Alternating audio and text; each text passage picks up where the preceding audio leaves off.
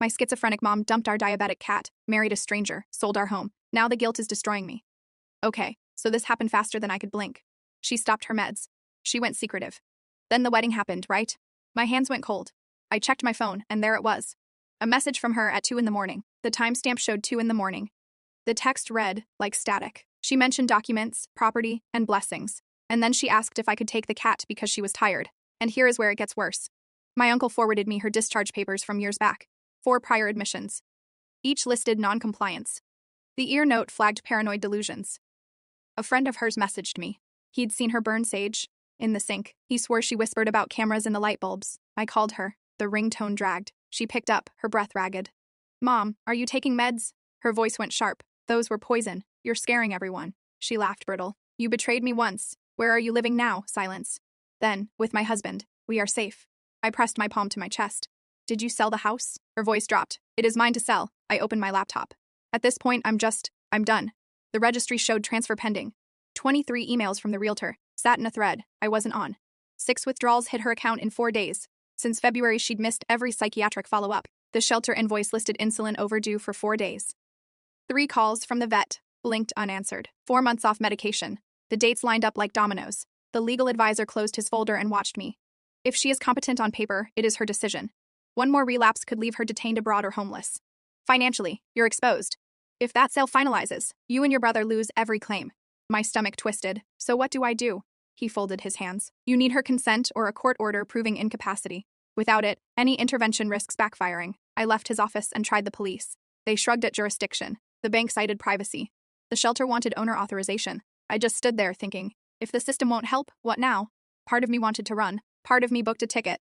I scanned flight times and bought the cheapest one. Now, I know what you're thinking. Why haven't I cut contact? Because the moment I do, she vanishes, and I know how that ends. I landed and grabbed a taxi to her old place. The building buzzed with neighbors' radios. I knocked and waited. My brother opened, eyes red. He handed me a wrinkled note. Mom's handwriting, slanted and urgent, told us to stop colluding with hospitals. My leg bounced. I checked the shelter's address and headed out. At the counter, I slid my ID.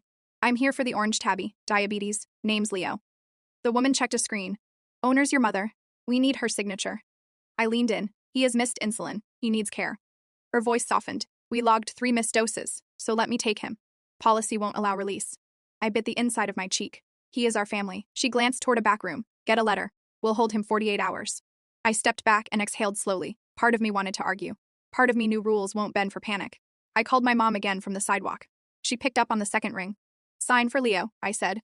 That animal is a spy, she said flatly. He is sick. He needs insulin. You can pay the shelter. Farewell. Mom. Wait. The line clicked dead. I watched the screen, heat rising in my chest. Then I understood why my hands wouldn't stop shaking. She was gone again. Just not physically this time. The next morning, I visited the land registry. The clerk typed and frowned. Transfer completed this week. To whom? A lift of her chin. Data protection. I can't disclose. So I've lost my home. We processed documents. Not suffering. I walked out into bright hallway lights and called the legal advisor again. We can file an emergency petition, he said. How long? 2 weeks minimum. Maybe longer. She could be in another country by then. He hesitated. You mentioned Poland. That is where she ran. Different rules, different courts, harder to reach. At this point, think about it.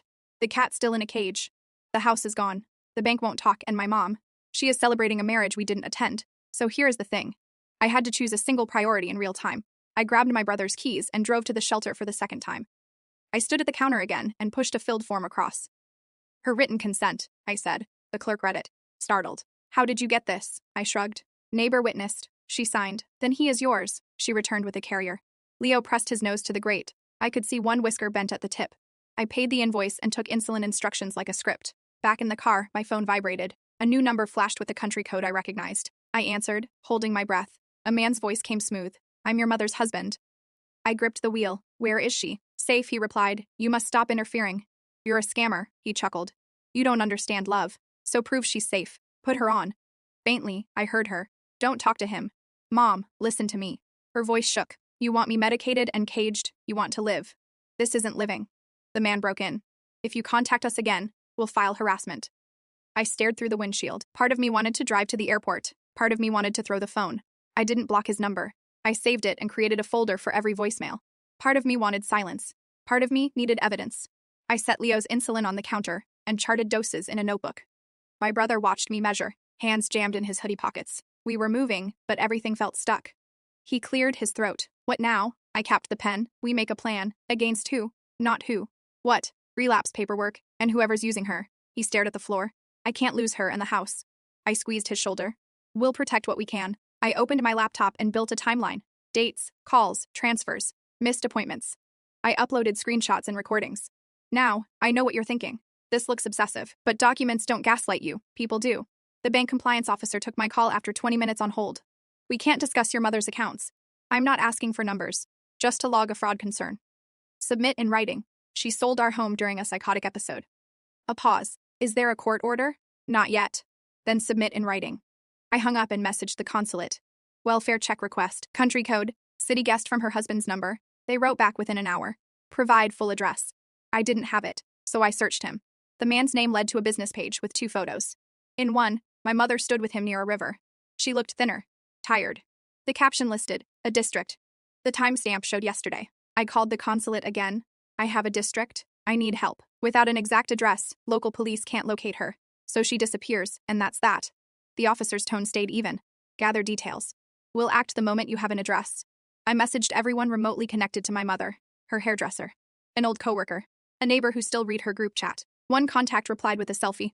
My mom had sent her. A Café C sign sat behind them. I enlarged the sign and found the location, then the building 2 streets away that matched the river photo. I traced the bus stop reflected in the CFA window and cross-referenced with a transit map. It felt insane. It worked. I emailed the address to the consulate and hit call on the local police. My mother's mentally ill and off medication. She's with a man I believe is exploiting her. I only want a welfare check. The dispatcher took notes. We'll send units. I placed the phone down and my hands they started shaking. My brother watched the screen like it could fix our mother.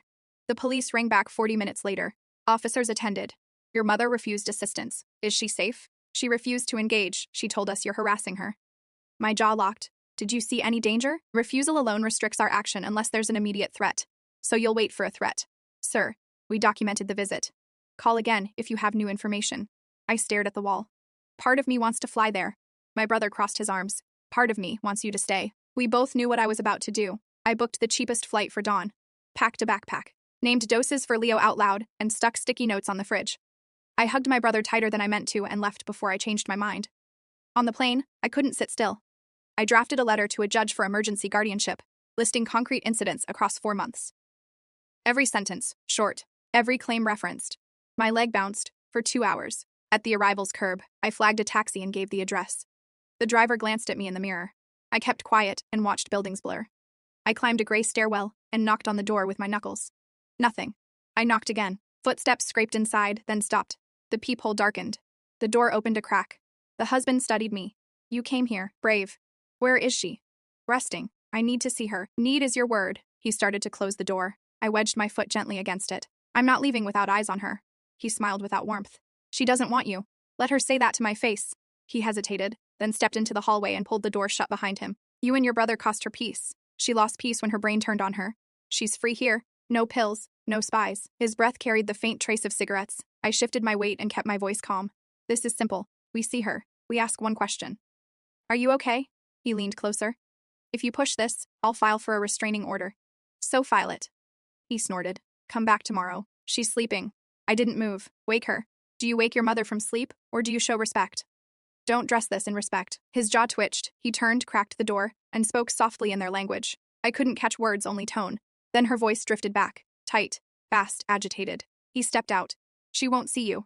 Then I'll wait downstairs. Suit yourself. I went down and found the entry bench. There was nothing to do but sit. And then everything changed. My phone buzzed with a new message from an unknown contact. A voice memo. I pressed play. It was my mother talking too fast.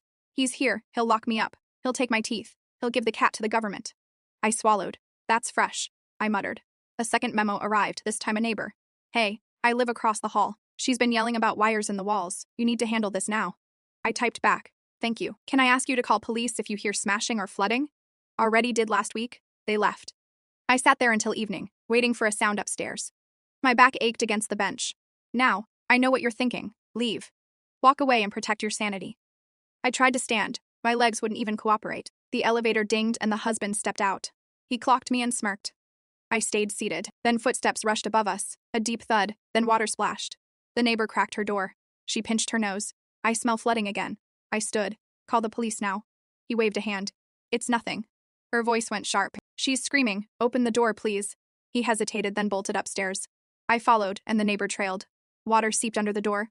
He fumbled keys and missed the lock. I reached out my palm. He slapped it away. Another thud came from inside. Her voice fired through the wood. Get out of my head.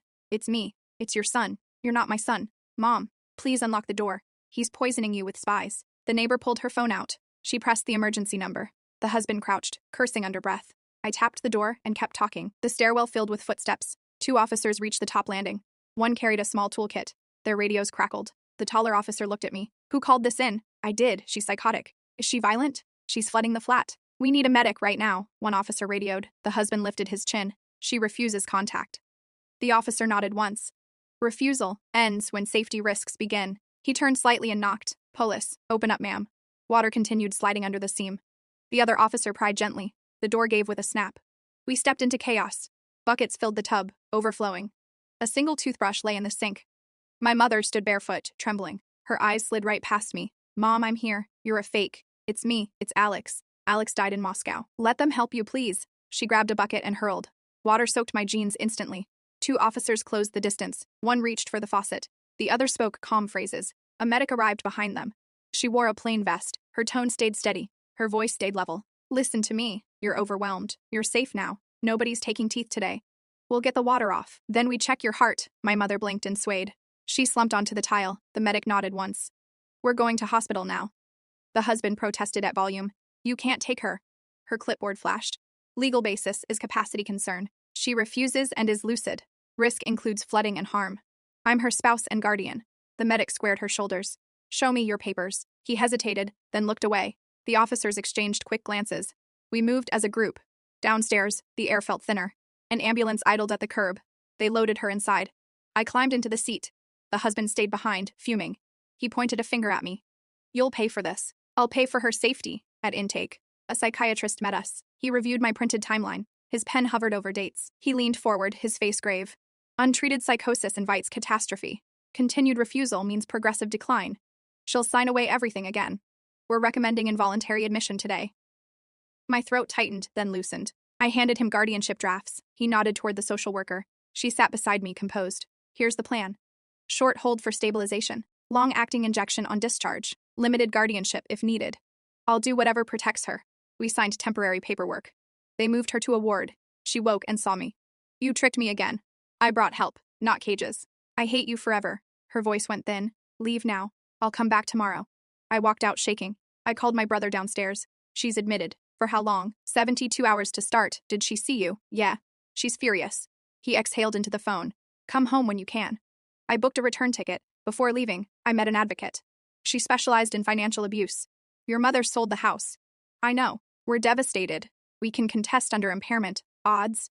Better with medical records. She handed me a checklist. I photographed each page instead. Hospital called me that evening. The injection was administered. She was calmer, still guarded. I visited before my flight. I don't want wires. There are no wires here. I remember the cat. Leo's safe. He's okay. Don't let him spy. Her shoulders dropped a little, then she looked away. I squeezed the bed rail. At discharge, we met again.